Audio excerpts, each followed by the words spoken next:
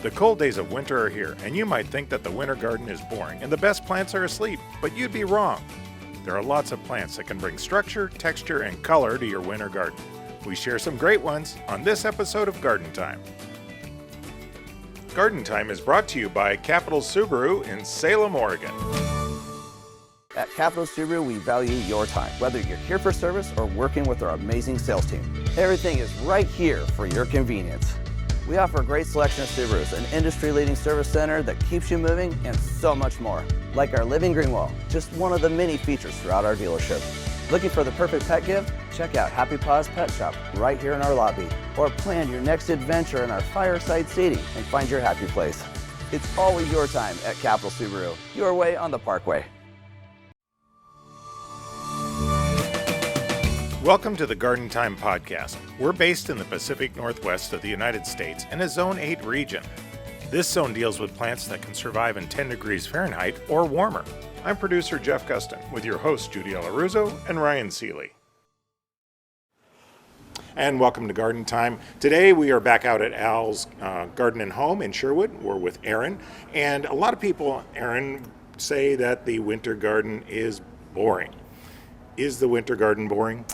It can be boring, but we do have solutions to fix that. You have a lot of solutions behind us, and so I'm going to step out and we're going to let him go to town and talk about some of these beautiful plants that you can bring into your garden even in the coldest months. So Definitely. Take it away. All right. Excellent. All right, where do you want to start, over here? Sure, All that right. would be great. So what do you have over here for over us? here in the back, lavender is always a wonderful semi-evergreen perennial that you can use for, it blooms all summer, and then you get the nice gray foliage during the wintertime, and really makes a nice spot in the garden. Bees and hummingbirds love it, of course. And then for sun or shade? Full sun. Great. They like the heat, definitely. Excellent. Yeah. And then I see some different ferns. We're used to like the sword fern and the deer fern, but these are just a little different. They are a little bit different and a little bit more, I guess, a little dainty, but still make a nice evergreen spot in the garden. This one in particular, the autumn fern, gets a nice orange hue in the autumn. The rest of the year, it's a nice bright green color in the garden. So it gives you a little bit different texture in different spots. And those are going to I would recommend morning sun for those. Protect them from a lot of times the we're hot. used to those ferns all kind of dying down and disappearing. So we don't think of ferns a lot of time in the wintertime as having Yep. that they, structure. They have a great structure, definitely. That is nice. Definitely. So, and then next, I guess, go into some grasses here. I like that. So this Look at nice that. orange carex, really fine texture, feathery texture. This one really shows off year round. You can see it has a little bit of red in it right now, but yeah, it's a great evergreen grass. About how for the tall garden. does that one going to This one gets, I think, about 2 feet tall, and does have a seed spike that comes up a little bit taller, but yeah, it's very well behaved grass. So Aaron, I have a question for you. Yeah. There are people that have specific rules about their grasses. People cut them back. Some people say they cut them back too soon. What's your rule? I like to keep them around, even though the grasses that go dormant, I like to keep them around for some structure, even though they might be kind of brown and have done their thing. I like to keep them around until probably February. I'll shear them back a little bit to clean them up and everything, let the storms blow through, and they get a little beat up, but I might as well keep them there for a little something to look at in the definitely. garden. Now with all the we're looking at a bunch of evergreen grasses now that are keeping their foliage all winter long. Right. Are you doing trimming on any of those, or is that more selective if you need to? Selective, I would say. As long as they look good, you can go through and kind of pull out any dead foliage that's in there, or you could cut them back occasionally, but the evergreen ones, I generally just keep them going. And these in particular, you have Carex Evergold and then the black mondo grass. Those really are, effortless. You really don't have to do much this time of year, again, unless there's some cold damage or something on them.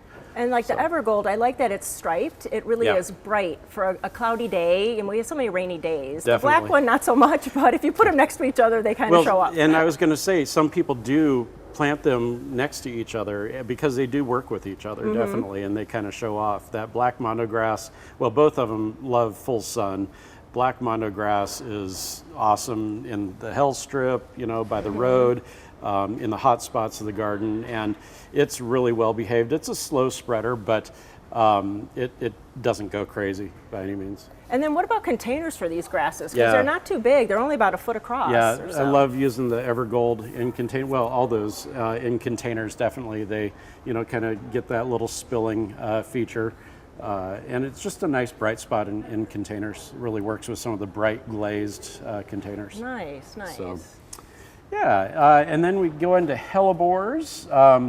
We've got a huge selection right now, many to choose from, and different foliage. This one in particular, you know, it's got the variegated foliage, and then you have purple flowers, purple stems, white flowers, green stems. There's a lot to choose from. Hellebores, there's so many different varieties out there. It's really cool. There's a little bit of every color out there. And I noticed these are all blooming now. Yes. Right, so that's their typical bloom time. Yeah, they'll start blooming. You know, it depends on what the weather's doing. Late January, February. Mine in the yard are starting to come up a little bit. You see a little bit of green coming up, so they're starting to do their thing. And then what about cutting them back? Because I know there's a lot of different camps on that. Like I haven't even done mine yet because I don't see any flower buds, so I still have the old foliage. But Right. what do you think? So they're evergreens. So you know, they're going to start setting up blooms now. So you're going to want to get in there and cut back some of that maybe damaged foliage that is really big and just maybe a little discolored. Just be careful not to cut the flower spikes. I know. Personally, in my yard, I like to cut them back in August, September. You know, after the heat and everything, they kind of go a little bit dormant. So I'll cut them back all the way to the ground so that this time of year, when they start to come up, I don't have to worry about getting in there and really picking out the foliage and making sure I'm not cutting the flower spike, because you hate to cut the flower I've spike done and that. lose that. That's a great idea. Great tip. So that's worked in my yard, definitely. Now some of these, like the grasses you've talked about, you're doing them in containers. You know, and, a lot of us will plant the hellebores or the Lenten rose or Christmas rose, however you want to pronounce them. Can you do those? Do those do well in containers? They do well also? in containers as well. I like to tuck them in there, you know, have a conifer or something in the center of that container, and then plant a couple of hellebores, maybe some grasses around it, so that you always have something going on in a container. Right. And likewise in the yard, you can you know, do that as well. So I mean, you won't get the summer blooms out of them, but Right. you could also pull them out of the container when Yeah, you're done yeah. blooming. Yeah, plant them into the yard I pull too. them out, yeah. put them in the yard, and then get to put in something that's seasonally accurate. Right. You know. It's great because you want those containers are usually right up front, so you want them as beautiful as possible. Or Yep, with the change most them out blooms. seasonally. Yeah. Definitely. And so those are some good, perennials that are blooming now. But then there's also things that have other interests, like the berries. Yeah, Yeah. You have the wintergreen. You know, this is a great plant. It's a native Gaultheria, and the berries, if you squish them, they smell like wintergreen. It smells like beautiful. a mint. And there's lots of different varieties. Some with red berries, some with pink. There's a variegated one as well that really shows off, and they're a nice, well-behaved ground cover. There's a slow ground cover, kind of filtered sun type growing conditions, and then they also turn a little bit bronzy this time of year when it gets cold. That's really nice Yeah. because it almost looks like two different plants in the garden, Yeah. depending Right. on the heat or the cool. Definitely, and these are great in the winter containers because you have that nice fall color, the red berry that pops. It's a great one for containers. How long do the berries stay on for? Gosh, they hang on for a long time. They start in probably October, November, and they'll stay on, probably till March. Wow, so Wow. nice long Yeah, long they berry stay time. quite a while. Whereas some of your flowers are kind of coming and going after Yeah. a month or so. You get the berries will Yeah, will they stick they around. last quite a long time, definitely.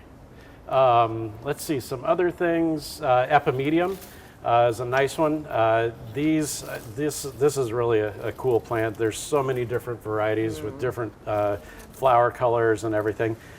This one's another evergreen that I like to cut back in the fall personally, and so that way this time of year or here soon, when the flowers start coming up, you have all color. There's no old dead foliage around. Because do some of the epimediums die all the way back in the wintertime? I believe some of them do, and some are evergreen if they're in a protected area. And they'll also get some fall color or winter color on them when it gets And colder. then the flowers on epimediums, they come up, they're pretty interesting. How would you it's describe almost, the epimedium almost flower? orchid-like, really. They, they're up on a long stem. Some of them, I've got one in my yard. The flower spike is like 4 feet tall, and it's they can be sulfur yellow or pink or white, purple. There's a lot of different colors out there. Some of them, some epimediums have kind of a long, elongated leaf. Almost looks like an Oregon grape. It's kind of spiky. So there's a ton of different choices out there. And some of them will change like fall colors on the foliage. Yep. Too, right? Yeah, they turn kind of a bronzy purple. And I found soil conditions with these, they can take it pretty dry. Dry shade. They have done quite well in my yard and thrive on neglect. Yeah, that's it. Mine too, which is why I love them, because they'll definitely get some neglect in my yard. So. So yeah, epimedium's a fun one, definitely, and gives you some structure and some nice color here coming up. And then euphorbia. Euphorbia there's another one that has tons of different variety. Blue foliage, there's some with green and variegated foliage, white variegation, and then they tend to have coordinating flower spikes as well. Very interesting looking, almost succulent-like. Yeah. And they love the sun, full sun. Again, another one that can kind of thrive on neglect once it's established.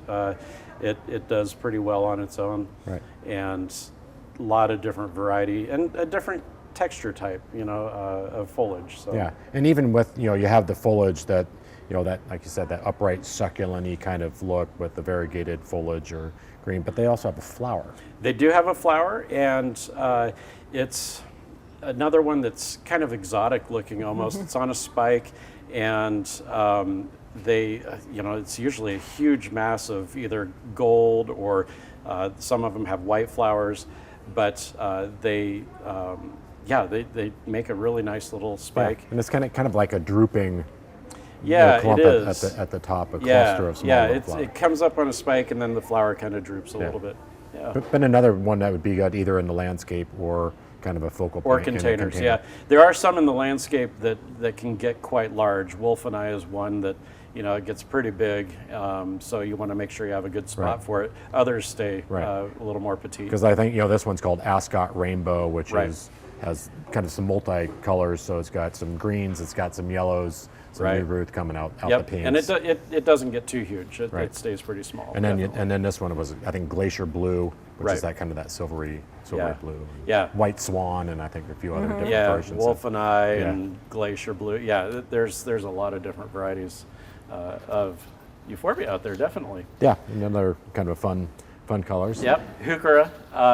Talk about variety of colors. A couple different ones, right? There is a rainbow of colors for heuchera, and you can get almost black foliage to bright gold, and the flower spikes, hummingbirds and bees love them, and they do really well. They're evergreen, so you have some nice spots. They're great in pots on the edges of containers. Yeah. They show off. I use a lot of these in my yard just because you can get that, the color and just the year-round interest. So, definitely. The flowers they're fine-ish. They're kind of like coral bells. That's not the show off. It's really all about the foliage, definitely. And they can take some pretty hot sun. Others like a little more shade. Yeah. So it's but it's a nice with like you said, a rainbow of colors from all the yellows, the oranges, to burgundies and reds. Yeah. There's definitely a color. Or Yeah, a shade some of them coloring. have kind of a silvery pewter kind of foliage on a purple leaf, and then the underneath side is always a nice different color as well. This one's got a little red to it. Right. So yeah, it's a really great plant. And you know, the breeders are working with them now that almost every season they change colors in the same plant, Right. Yeah. depending on the day length maybe or the temperatures. But it's so cool that you have that difference all the time. Yeah. And I think there's there's different varieties. There's hundreds of varieties of them. Yeah. But even throughout the United States, you can find a heuchera that will work in your area anywhere in the United Definitely. United Yeah, States. there's So the hot desert kind of things and the cold winter ones, and there's a strain for coloring that you can. Yep. Yeah, for definitely. That's one of my favorites, definitely, to use. Then in the back here, we got some more kind of some taller. Yeah, it's kind of Kind of grassy grassy. foliage. So these are the Formium, or New Zealand flax, as they're also known. Another variety of colors to choose from. Some are upright, some are weeping, some are smaller, some are bigger. Again, full sun for these. They need good drainage, but it's really a great performer in the yard. In this time of year especially, you put something like this out there with that variegation, it's going to really show off. And height-wise, I know you're kind of talking some big and small. Some of them can hit 6 feet tall Yeah. plus, right? Yeah, the straight green varieties, you see them, they're like 8 feet tall, they're huge, desperately need to be divided, but it's a nice evergreen. And they'll do well. If we get a real hard freeze, it could be an issue, but generally speaking, that doesn't happen too often. Right. And I see them out there. It's surprising. And like we talked, earlier about some of the evergreen grasses, this would be another one that you would just leave up and then just prune out any kind of crummy looking foliage. From Yeah, there. You can they'll just take the individual blades Yeah, off. you just kind of pull them off and they'll come right off, or you can use a pair of clippers to cut them off. But yeah, very low maintenance otherwise once they're established. They're very water-wise plant. So, but full sun and yeah, it's a great plant for the yard. I think this this golden, and it's kind of a green and gold striped one is called Yellow Wave, Right. Which is kind of fitting, and even the Right. foliage looks Definitely. kind of like Kind a of wave. weeping, right? And then this one has a little thinner. Yeah, it's a little blade. bit more upright. It's a thicker foliage, and yeah, it will definitly be more up. You can really see how they will do. And I think this one's called Amazing Red. Yeah, it is amazing. Which is definitely has that shows off some red. And then there's kind of another kind of just the foliage on this guy is just Isn't that pretty? Yeah, this is phenomenal. a fun That's a one. good one. This is spider web fatsia, and it's a good shade plant. And a lot of times in shade, you don't get the variegation to really pop. Right. But on this one, it will. It does really well in shade, and still maintains the variegation. And yeah, boy, it really shows off. Yeah. And the leaves can get quite large on it. And the spiderweb is kind of a fitting name because if you Yeah. look Yeah. at the variegation, it's very, very kind of the webbing, veining, Yeah. looking Yeah, white, kind of white mottled. and stark, Yeah, stark white definitely. and green. Very good. And then how tall? You can get Gosh, another one that can get kinda big, this one, probably about 8 feet tall ultimately. This is slower growing than the standard fatsia that you see that can get huge. Right. So this one's a little bit smaller, but it can still get large in time once it's established. So can you prune that back to fit a spot if it starts to get leggy like that and get Absolutely. So Yeah, you can prune it back if it gets too wide or too tall. You can cut it back. excellent. Yeah, because the green ones, if you have that hard spot that gets hardly any light, hardly any sun, wet, any moisture, is the plant to put in. Oh, definitely. And yeah, it'll be right It's there. bulletproof. It's bulletproof for sure. And then a couple other little goodies here that are actually blooming. Yeah, right now. it's fun to see some more color. These are very spring-like, aren't they? And the thing I like about this is it makes a nice little mound, little clump with Right. nice color. And these are the little bellis, the little Yes. English daisies. English daisy, yeah. And they can spread a little bit, but they, pretty well behaved. And right now, through spring, you'll get more color.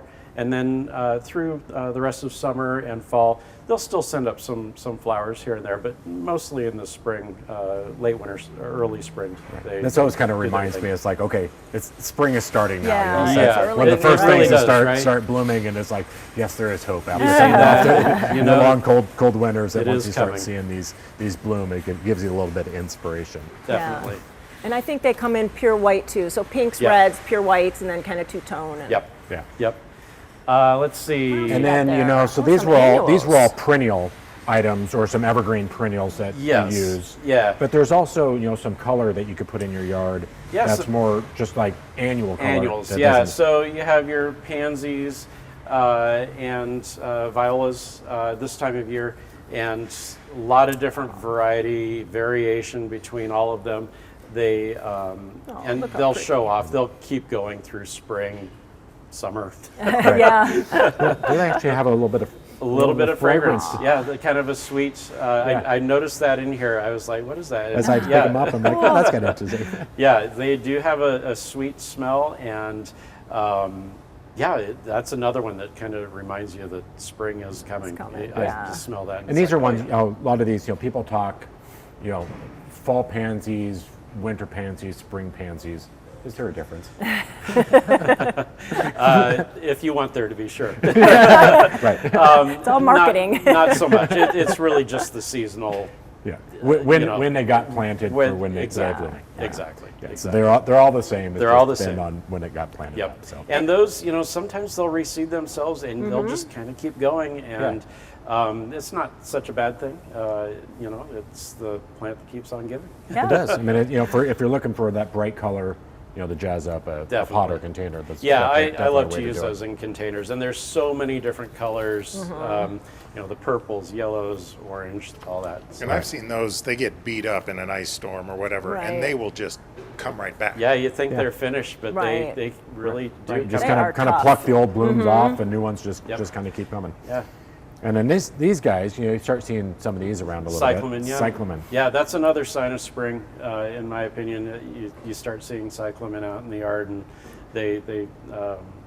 it's definitely a sign that things are changing. Now cyclamen, you see them a lot of times. You'll see them, say, you go to a nursery like this, or even like a grocery store. You'll see Right. them inside. Right. But then you also see some that are outside, blooming in the yard, in the fall or winter. Yeah. Differences. So there's florist cyclamen, which are grown in a greenhouse and really house plant, I would call it. And then there's the hardy cyclamen that Okay. you see out in yards, and still they look a lot alike, but this plant you would definitely want to keep inside. And then there's hardy cyclamen that you would plant Okay. outside. So the florist ones, you don't expect them to come back year Exactly. after year. Just buy them, enjoy them, let them do their Let things them do when their they're done. thing, and the Mo- ones move on. Yeah, exactly. And the ones out in the yard are kind of cool because they're summer dormant. So, you're not going to see them during the summertime. Right. When it's hot out, they go dormant, and they'll come up when the weather's gloomy and kind of brighten up the yard.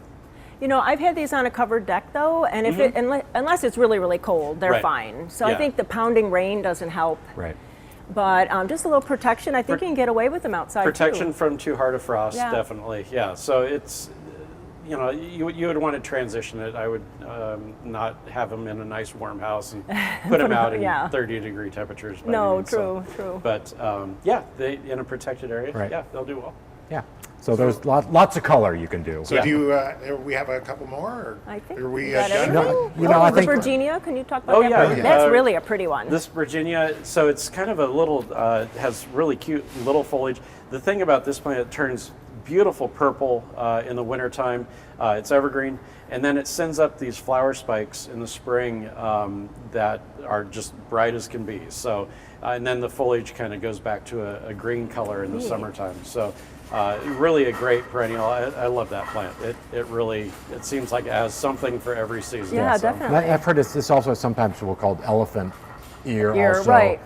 which Yeah. can be, that has that Yeah, kind of, some can of have a them, large some of them have glossy. huge Big foliage. leaves. Yeah, Yeah. and it's really pretty foliage, and it will also turn color this time of year as well. This is a little bit smaller variety. It's a new variety out Right. on the market. So Yeah, but just some nice just substance for the wintertime and early bloomer. Definitely. And then one last one we have in here that's kind of a bright. sedums. So this is dragon's blood sedum, evergreen, ground cover, full sun, and yeah, it stays this time of year, and it's it's a little hidden, but a pathway or something like Right. that, it would really show off for sure. Because some of the sedums, they'll disappear in the wintertime. Right. Some will stay up, but this is kind of nice just to have. This It's- one's a nice flat ground cover that sticks around year Yeah, round. because it looks like it's even one of those that you could walk all over. Yeah. This one is Yeah, it's- so tight to the ground, and it's Definitely. just this really Yeah. deep magenta burgundy. That's gorgeous. Yeah, and once they're established, they're pretty drought tolerant, and they love the heat also. They love full sun. Nice. Yeah. Excellent. Well, as you can see, there are a lot more plants that Aaron has brought on the table. So we're going to take a break. We'll switch out the plants. When we come back, we'll talk about some of the other great plants, more in the shrub realm that you can put in your winter garden. We'll be right back.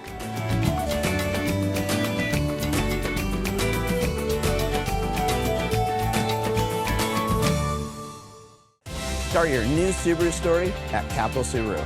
We are like nothing else in Oregon. From the moment you step through these doors, you see it, you feel it. We do things differently here. Our people, our culture, our customer experience. Tell us what you're looking for and we'll upgrade the way you shop for Subarus. When you're just browsing, need great service, or starting your next adventure, we're always here for you. It's your story at Capital Subaru, your way on the Parkway.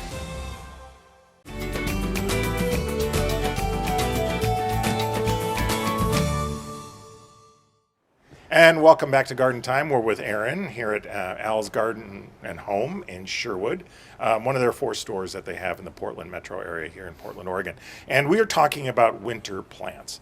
And this brings up a question that people think that, okay, it's winter, there's snow, there's rain, it's cold.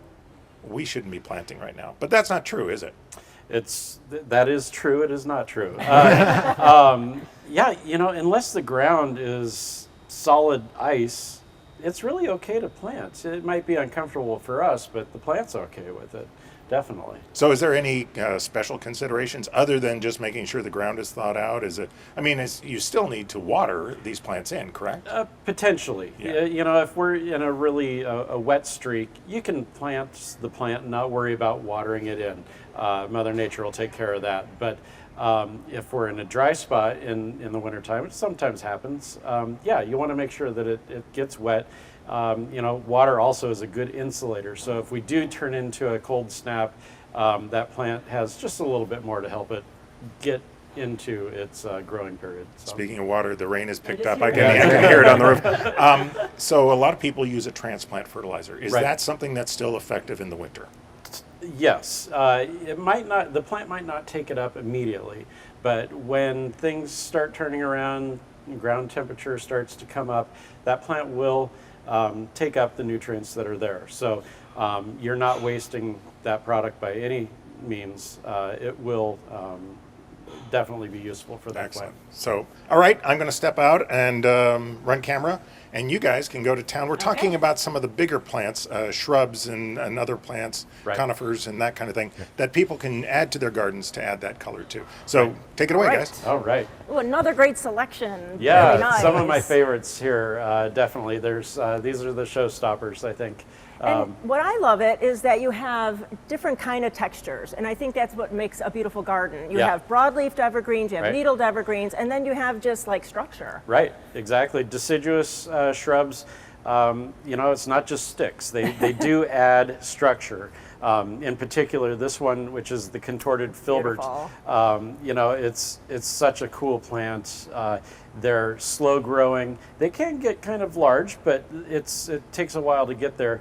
And you know, I've seen these as a specimen in the garden with lighting underneath, kind of showing up, nice. and at night it shows off. It is really cool. It's Oh, it's I a bet. great shrub. Definitely. And look, it has the catkins just like the fruiting ones. Yep. It's really cool. Yeah, it's ready to go. That's another sign of spring. Yep, yep, yep, yep. It's coming. And I just love that you brought the evergreen magnolias, because Yeah. what a statement either one of those are. Yeah, they both are wonderful plants. That's K. Paris there, and then this one is teddy bear. They're both relatively compact broadleaf evergreen magnolias, and they have the traditional, you know, bloom, white flower. It's very fragrant in the spring and summer. Maybe 25 feet? Yeah, But more I'd narrow? say in time, the Cape Harris probably 25 feet tall, 10 to 12 feet wide. Teddy bear is, you can see the difference. This one's definitely more compact. And then it's got the fuzzy underneath side of pretty. the foliage, which is kind of fun. It is nice. Yeah. And camellias, I think that there's a camellia for every person in every garden. Yeah, with camellias, the different varieties that are out there, the different species, you know, you can have color in your yard pretty much from November through April and May, maybe even later, depending on what the season's doing. But this one is Yuletide camellia, Sasanqua, and it blooms, it started blooming, gosh, probably November, first part of November. And still, you know, you can see there's blooms and still some tight buds on there. So it's going to provide color for a long time. Yeah, and this one is just so perfect for Yeah. Yuletide because it's a deep red with those beautiful yellow stamens. Yeah. So really something pretty for the holidays. It is. It is. It's one of the few plants that are really blooming, you know, when it's dark and dreary Yeah. out. It's really a great plant to have near the front door, front of the house. Yeah. And I noticed too that a lot of camellias have not just the small blooms like this one, Yeah. but there's much larger, very floriferous, large blooms on Yeah. on some of the varieties, and a variety of colors. Yeah, definitely. There's the Sasanqua camellias, which you know, they're all winter blooming, red, pink, white. Kind of there's one called apple blossom, so it's white with pink tinge. And then there's japonicas, which tend to have a larger flower. They can be single and double, and range from deep blood red to just beautiful double white, like Nichio's Pearl is one that, gosh, it's such a beautiful flower. And then sun or shade? You know, they can do, they'll take some full sun. I would recommend against hot afternoon sun, but they can also do part shade also, Nice. you know, morning sun, afternoon shade. Perfect. So yeah, they can burn a little bit with that hot sun in the summertime, but otherwise they're good to go. Cool. Yeah. And you know, I have 3 of these, and so I'm glad that you pulled it. Yeah, this is the Drimmies, and it's a great evergreen shrub. You know, 3x3, maybe 4x4. They can get even bigger, but very well behaved, slow growing shrub. Does have white flowers and forms a berry, but look at those red stems. It's They beautiful. really stand out against that green foliage. It really is a cool plant in the garden, and full sun on those. And you know, I have mine in containers, and I thought I'll just Yeah. leave them until they get too big and then put them in the garden. Transplanted outside. Yeah, totally. And I love this paired with this gold pine back here. That's Yeah, beautiful. that's the Chief Joseph pine. You know, is found in Oregon in the Wallowa Mountains, and it's a nice green color in the summertime, and then when it starts getting cold in the fall, it starts changing over to, you know, kind of a chartreuse, and then this time of year it's bright gold, and boy, that stands out. Yeah, That's it's a a really cool plant. Very hard to get, slow growing, hard to propagate. But if you can find one, get it in a nice sunny location with good drainage, and you won't regret it. It's Yeah. well Call worth the Al's price. today, right? Yeah, they're limited, definitely. But yeah, that's a fun one. And then a regular pine, but it's a beautiful one too. Yeah, this is a Scots pine. This is actually a ground cover. It only gets 18 to 24 inches tall, but it spreads out. Really likes to spread its its wings and acts as a kind of a deep ground cover. It is evergreen, of course, kind of powdery blue, and yeah, it's another nice showstopper out there. It's kind of unique, definitely. And another gold-tipped one. Yeah, so this is a type of mugo pine, Carson's winter gold, and like the Chief Joseph, it's green during most of the year, and then as we get colder, it stays more compact and kind of gets that gold color as it gets cooler. So it's more of a mounding variety pine, whereas the Chief Joseph's more upright. So it makes a nice bun out in the yard, nice and cute. tight, definitely. And then I see this, it looks like a holly, but it isn't. Yeah, that's correct. It's one of my favorite genus. That's Mahonia, and that is Charity Mahonia. You can see it's got the flowers up top, it's about ready, or buds I should say, it's about ready to open up, bright gold flowers this time of year, and the hummingbirds love that plant. It's a good source of food for them in the wintertime, and it's a great backdrop. It is pokey, so it's nice to have in the back of the yard. Evergreen, really low maintenance. Once it's established, it's drought tolerant, and it really shows off this time of year. And then in the summertime, it has blue berries on it, just like the regular Oregon grape.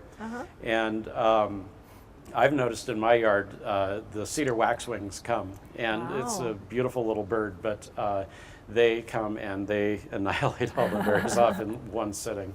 It's pretty impressive. How tall does that one get? So I've got some that are about 15 feet tall. Oh, wow. But you can cut it back, and it will tend to kind of branch off a little bit and get a little bit wider, but you can cut it back as necessary.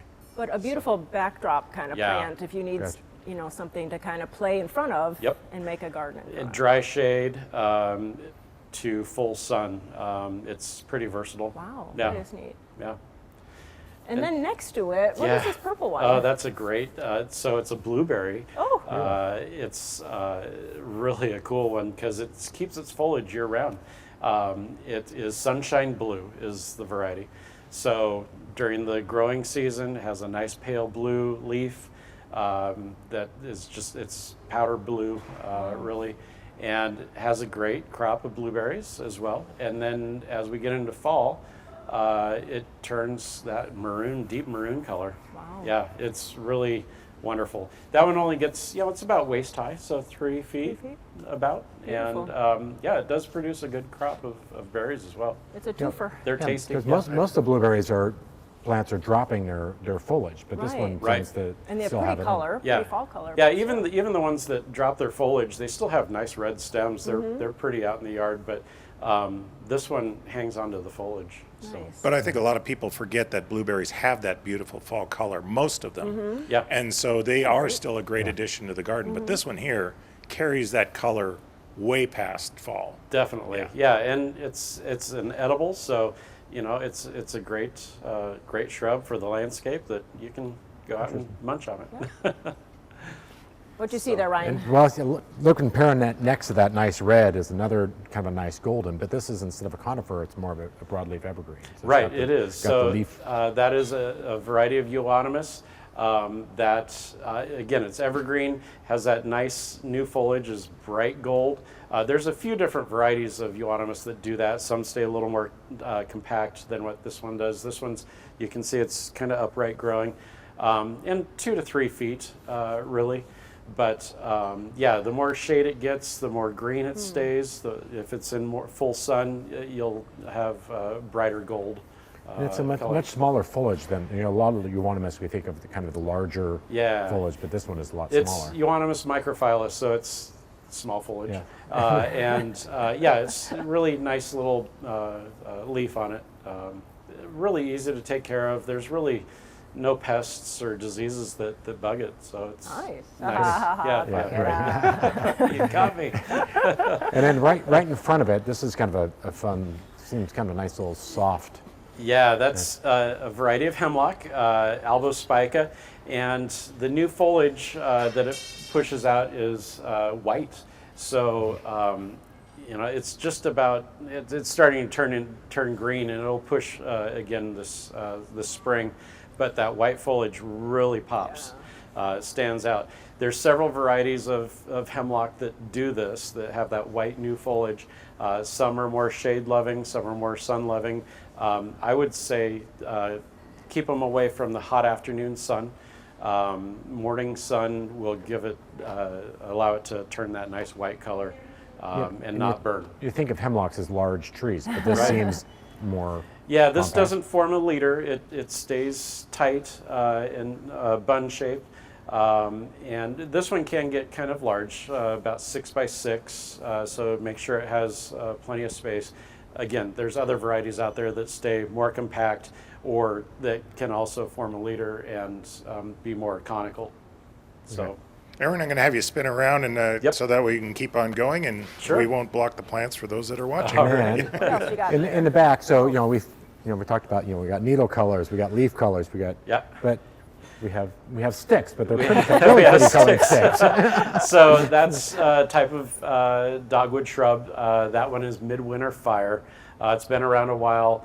There's red twig dogwood, there's yellow twig dogwood, there's midwinter fire, and several other varieties as well. Green foliage in the summertime, and then once it loses its leaves, you have those nice, pretty, bright stems to take a look at, and they stand out once they're established. They really do show off, even though it's just sticks. Yeah, but it gives you that other element, like we were talking about, where Definitely. you have the foliage colors and leaf colors and bloom colors, but Structure. the structure is Yep. that. Yeah. And then right in front of it is kind of this real pretty glossy green. Yeah, that's Sarcococa. That is a great little evergreen shrub. Has a white flower that it's real close. It's budded up there. Yeah, looks like buds all along the stems. Definitely. It'll start blooming in January, probably mid-January, and through February or so. And it's really a nice scent, almost gardenia, jasmine-y kind of scent. White flower on the shiny green leaf. It's a great little shrub. And I've had them in almost full shade and also sun, and they do quite well. Easy to take care of. Again, no pests that really bug it. Once it's established, it's drought tolerant. And height-wise, 3 to 5 feet? Yeah, I'd say about 3 feet tall, and you can shear it if it gets too tall or too wide. You can, kind of like a boxwood, which you have your hand on. Yeah, I was just going to say, it's like you can do, keep it nice and tight to the ground if you like. Keep it about knee high. And then, in front of it, you're talking, boxwoods. Right. We all think of just, green wool border boxwoods. Standard green boxwood. But this is not that. This one's a nice variegated variety. Boxwood is the #1 broadleaf evergreen shrub in the United States that's sold out there, and there's a lot of different varieties. Some get tall, some get wide, some are round, and then variegated. There's a few variegated varieties, but I brought this one just because it does show off this time of year. You can hedge it. It can be out as a specimen in the garden, and really kind of does its thing. And easy to take care of. Again, you can shear it. If you didn't do anything to this, it'd be about waist high, approximately. So, but yeah, it's a great little workhorse. And then next to it is this beautiful kind of this copper, Yeah. red, burgundy, some green. It's kind of a really cool color. This one, this is a cryptomeria, or Japanese cedar. The variety is mushroom, and it makes a bun, so about 4 by 4. But in the spring and summer, it's bright green. Wintertime, it goes bronze, and really, it almost looks dead right now. Some people are like, they think that, but it's not. It's transitions. It's chilly right now, so it stands out. It makes a nice little centerpiece out in the garden. And then I'm standing next to another one, but it has a similar kind of coloring, but it's definitely its habit is obviously different. A little bit different. It's also a cryptomeria. This one is elegans. Same thing. It's kind of feathery. It can get quite large, 25, 30 feet tall in time. It's not a fast grower, but it will get large ultimately. And same thing, green, really pretty green in the spring and summer, and then it turns bronze in the fall and winter. It's a fun one. It's a really pretty plant.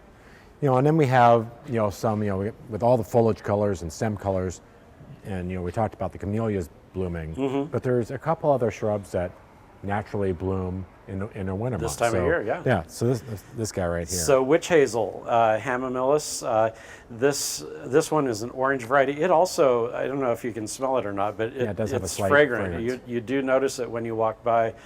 This is Jelena, or Helena, and yeah, it's, again, you might think it's just twiggy this time of year, but it does start to bloom in December, January.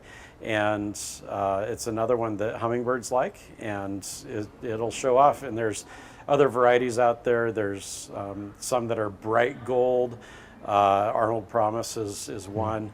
And there, again, the range of colors, there's even some pink ones and red ones, red flowers out there. It's got a nice round leaf during the summertime, and you also get really great fall color on them, yellows and oranges as well. So And it looks like it could get large. it can. It's vase-shaped and can get quite large. This one, probably 12 by 12 at least.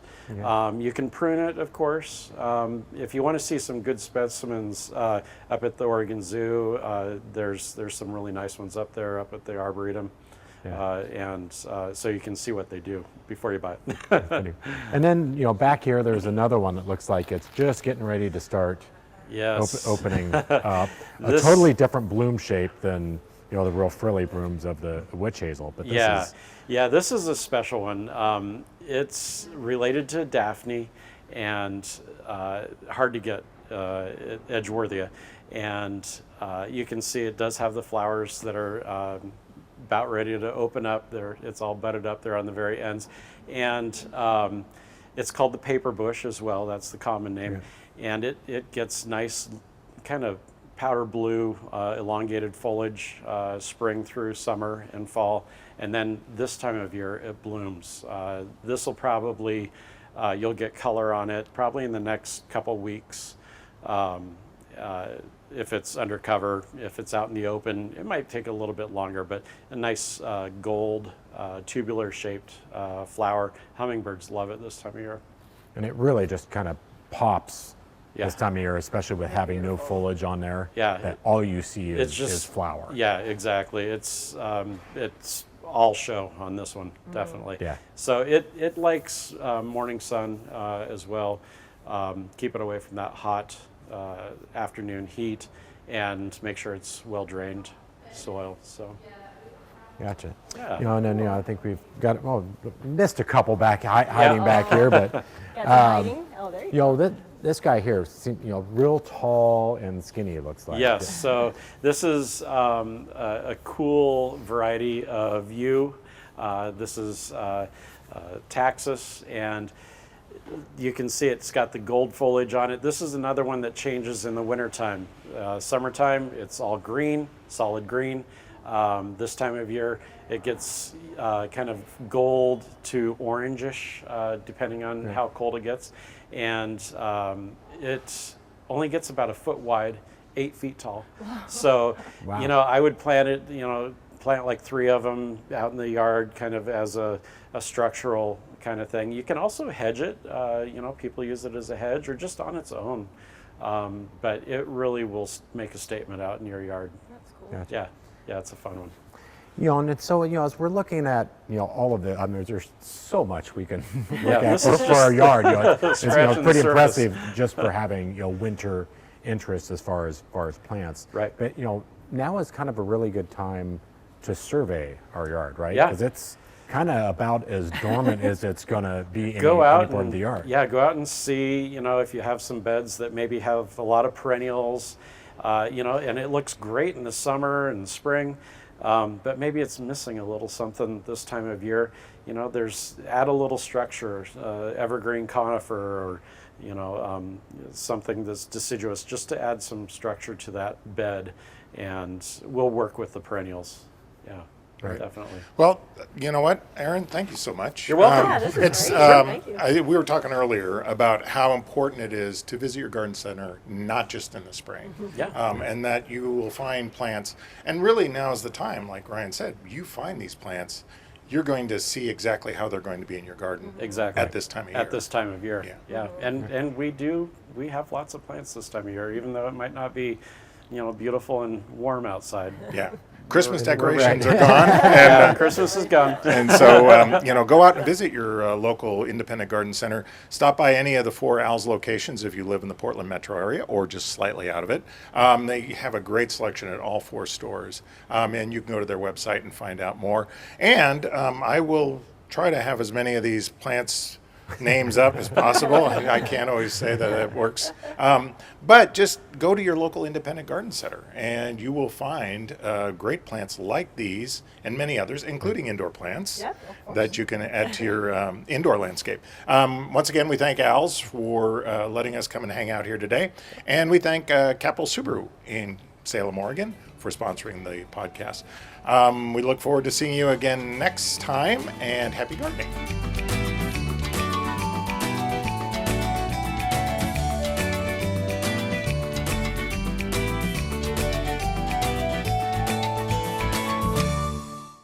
At Capital Subaru, we value your time, whether you're here for service or working with our amazing sales team. Everything is right here for your convenience. We offer a great selection of Subarus, an industry-leading service center that keeps you moving, and so much more. Like our living green wall, just one of the many features throughout our dealership. Looking for the perfect pet gift? Check out Happy Paws Pet Shop right here in our lobby. Or plan your next adventure in our fireside seating and find your happy place. It's always your time at Capital Subaru, your way on the Parkway.